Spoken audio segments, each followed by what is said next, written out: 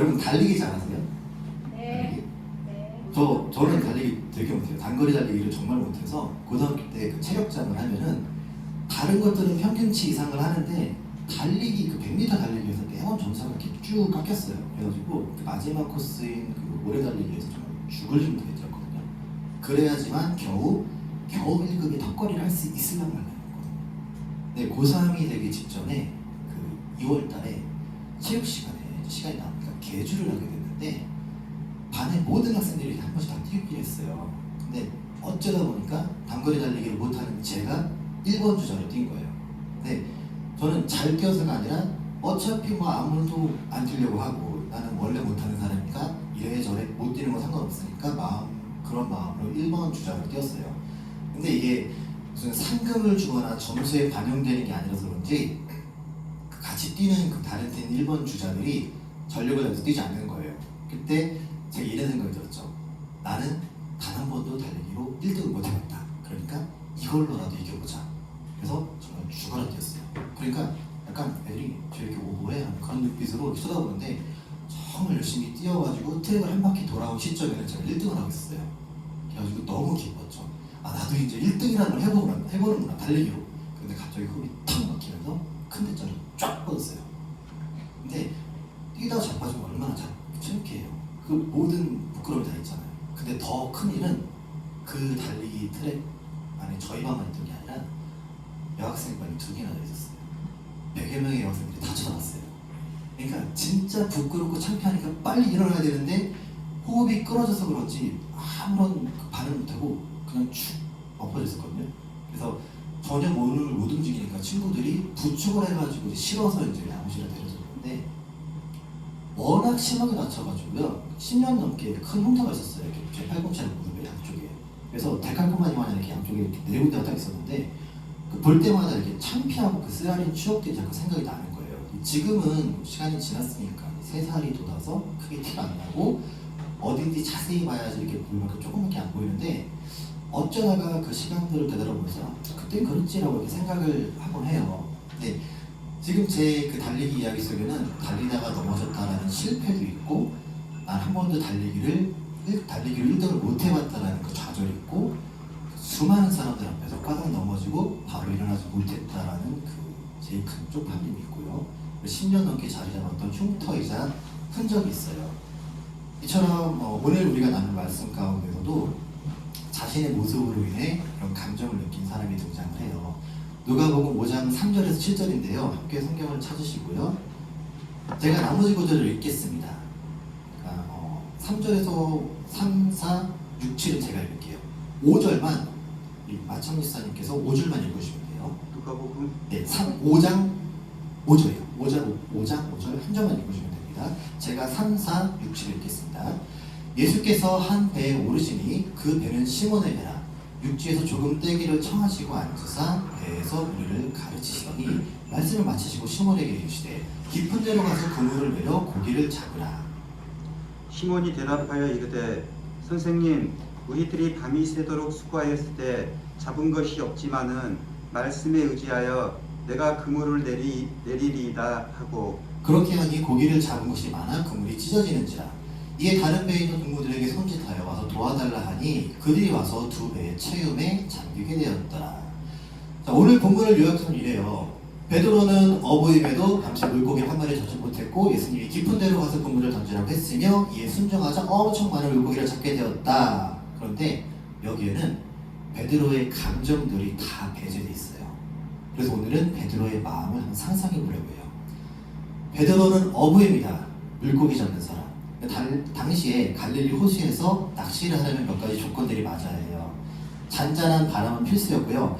낮에는 햇빛이 뜨거워서 물고기들이 수면 가까이로 올라오지 않아요. 그러니까 당연히 해가 떨어진 이후 저녁에만 주업을 감했죠. 그래서 베드로처럼 평생 낚시로 먹고 사는 어부들은 이런 환경적 특징이나 물고기에 대해서는 누구보다도 더 잘 알겠죠. 매일 밥 먹고 하는 일이 그거니까 낚시에 관해서만큼은 그들이 전문가예요. 그런데 원숭이도 나무에 떨어진다는 그 속담처럼 어젯밤 베드로는 아무것도 잡지 못했습니다. 평생 이것만 했기에 경험도 있고 노하우도 있던 베드로였지만 허탕친 거죠. 매번 성공할 수는 없어요. 그물을 던지는 족족 걷어들일 수도 없고요. 그럼 어떻게 해야 돼요? 여기서 실패했으니까 다른 포인트에 가서 던져봐야죠. 한 번 안 되면 두 번 던지고, 두 번 안 되면 세 번 던지고 해야 되죠. 그래야 물고기를 잡아서 그걸 팔아서 먹고 사니까요. 그런데 베드로도 그랬을 거예요. 근데 안 잡히는 거죠. 그래서 아 이거 오늘 좀 별로인데? 왜 이러지? 하면서 밤새도록 그물을 던졌는데도 그냥 말짱 꽝이었어요. 야, 내가 낚시질이 몇 년인데, 낚시밥이 몇 년인데 어이가 없네. 오늘은 재수가 없는 날인가? 일진이 별론가? 별별 생각이 다 들었겠죠. 어쨌건 허탕친 베드로는 돌아와서 방금 전까지 그물을 손질했어요. 당시의 그물은 오늘날처럼 나일론 섬유 조직이 아니라서 세마포 린넨 소재거든요. 그래서 사용 후에는 꼭 민물에 씻어가지고 말려야지만 다음에 다시 쓸 수가 있어요. 더욱이 낚시는 그 몸을 쓰는 일이니까 수강량이 많으면 덜 힘들겠죠. 그물을 던질 때마다 잡는 게 있으니까 아드레날린도 나오고 엔돌핀도 나오면서 즐겁게 일하겠죠. 그런데 아무리 소득이었으면은 유난히 더 힘들고 빨리 지치겠죠. 더군다나 지금 그물 손질까지 하려니까 짜증이 스물스물 밀려오죠. 우리도 그렇잖아요. 사람들과 어울려서 정말 즐겁고 유쾌하게 놀고 나면은 뒷정리할 게 산더미처럼 막 쌓여 있어도 피곤하지만 오늘 재밌었던 일 생각하면서 그냥 설렁설렁 치울 수 있어요. 근데 만약 어울리는 시간에 누가 술에 취해서 주사를 부리고 깽판을 부리고 싸움까지 벌이면은 우리는 어때요? 아이고 내가 등신이지 술만 마시면 개가 된 채를 뭐하러 올라가지고 이러면서 막 쪼글쪼글하면서 일을 하잖아요. 내가 그놈이랑 다시 밥을 먹나 봐 이러면서요. 분노의 설거지를 하죠. 그리고 난장판된 집을 보면서 이런 생각이 들죠. 내가 뭐 털어놓은 짓을 하고 있지? 이런 생각이 들죠. 아무것도 잡지 못해서 허탈하고 짜증나고 몸까지 피곤한 그런 베드로에게 예수님이 다가와서 깊은 그대로 가서 그물을 던지라고 하시죠. 베드로는 예수님에서 많은 물고기를 잡게 되고요. 그러면서 예수님의 제자로 선택받아서 인생이 바뀌게 됩니다.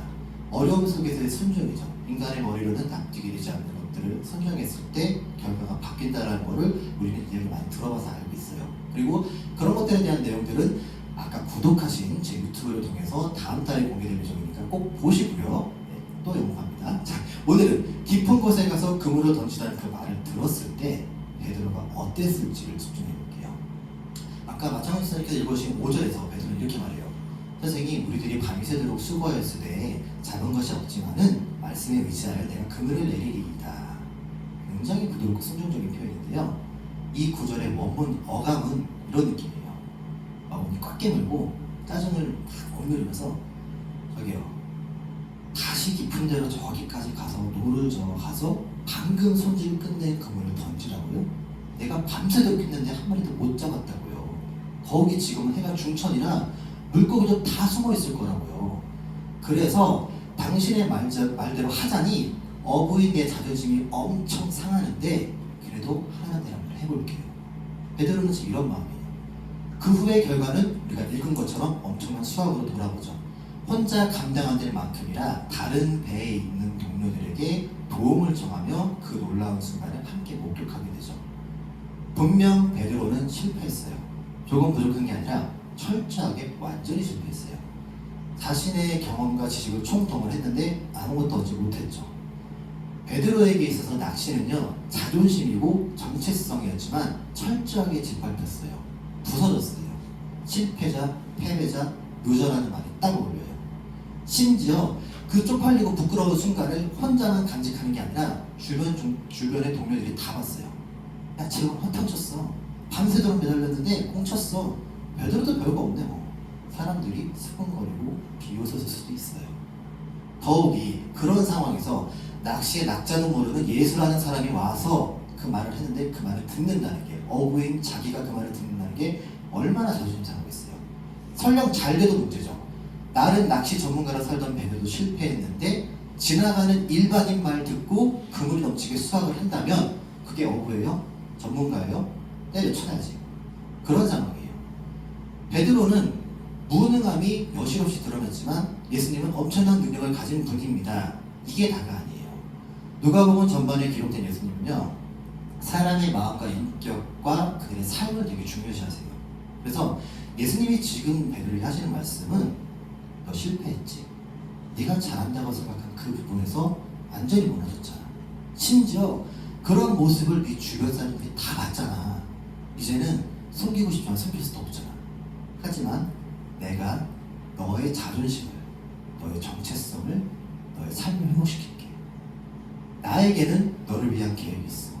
너를 통해 하나님이 하시고자 하는 새로운 일들이 있어.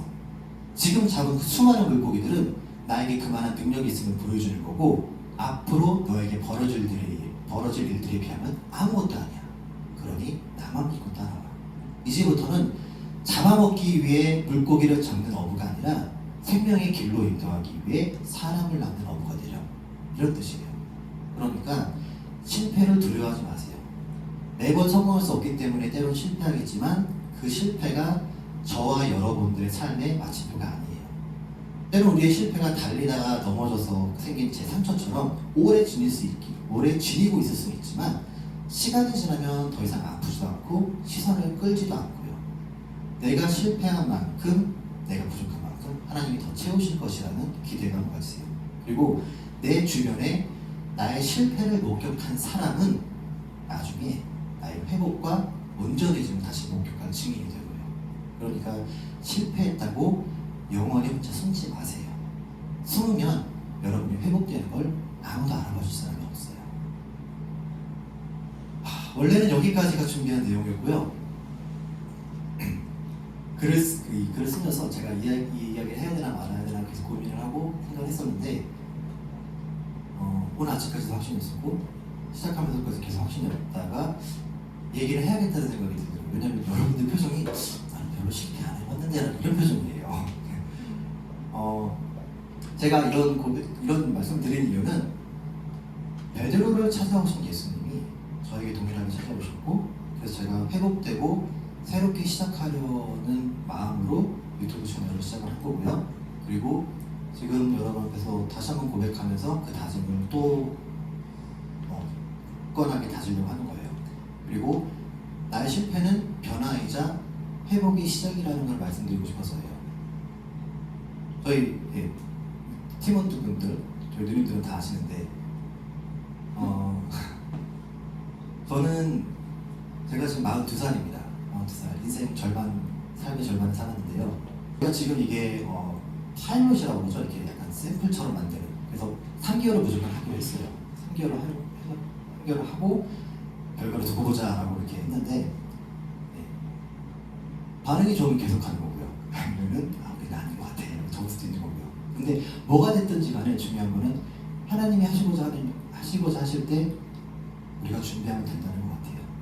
그래서 우리를 내 안에 있는 그런 결정과 단점과 한계를 넘어서 일하시는 그 하나님을 생각하면서 우리가 같이 고백하면서 그 모습 그대로를 사랑하시고 그 모습 그대로를 쓰고자 하시는 하나님을 찬양했으면 좋겠습니다.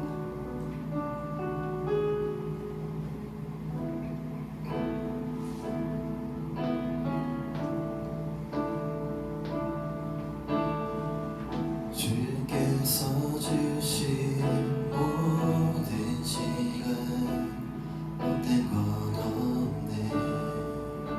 그 어느 것도 주의 뜻 알기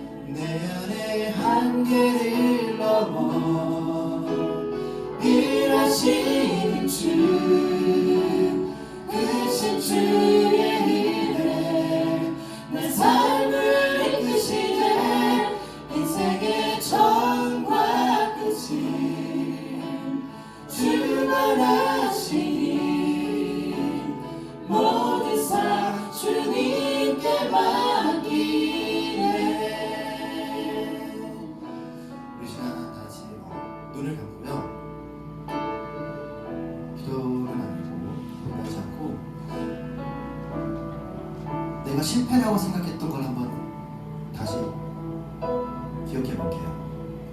그리고 내가 실패라고 생각했기 때문에 내 마음속 깊이 어느 누구한테는 말 못하고 숨겨놨던 것들을 한번 끄집어내 볼게요. 이거를 성공으로 바꿔달라고 굳이 기도하지 않으셔도 돼요. 실패가 성공으로 바뀌지 않았어도 돼요. 여러분들 안에 있는 그 실패를 기억하시고요. 중요한 건 나는 실패라 생각하지만 하나님은 그 실패 가운데서도 어떻게 그걸 싹 틔우실지, 나는 썩었다고 생각하지만 그 썩은 것 가운데서도 어떻게 생명을 일으키실지, 그걸 기도하시고 그걸 기대하세요. 여러분이 포기하지 않고 하나님이 하시고자 하는 것들을 보게 해달라고, 내가 외면했지만 보게 해달라고 기도하시면서 생각해보세요.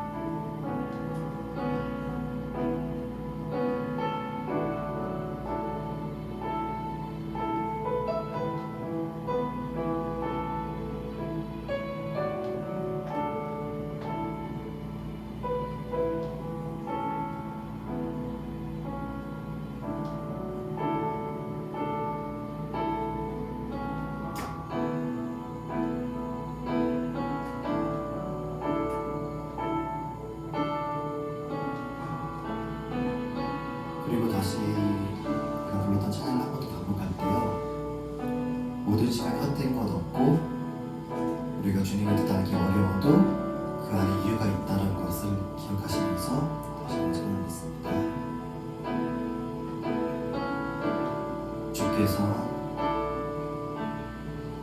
주께서 주신 모든 시간 헛된 건 없네. 그 어느 것도 주의 뜻 알기 어려워도 이유 있음을 알기 원해. 나의 모든 걸음이 주님 안에 있기에 주의 이야기 되네. 내 안에 한계를 넘어 일하시는 주, 크신 주